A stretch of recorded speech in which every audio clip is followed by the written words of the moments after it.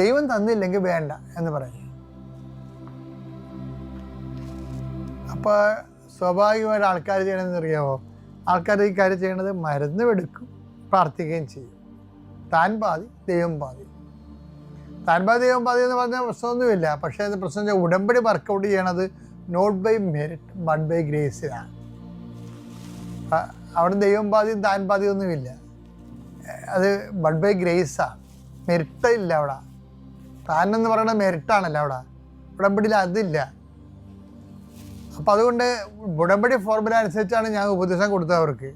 കാര്യം കരിസ്മാറ്റിക് കൗൺസിലിങ്ങും ഉടമ്പടി കൗൺസിലിങ്ങും വ്യത്യാസമുണ്ട് ശരിക്കും.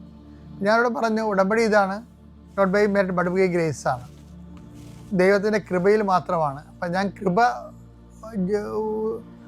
ഊർജിതമാക്കാനും ഉൽപ്പാദിപ്പിക്കാനും ശക്തിപ്പെടുത്താനും അതനുസരിച്ച് ജീവിക്കാനും ആ ജീവിത രീതി ടൈറ്റാക്കാൻ പറഞ്ഞിട്ടുണ്ട്, കൃപയ്ക്ക് പറ്റുന്ന രീതിയിൽ.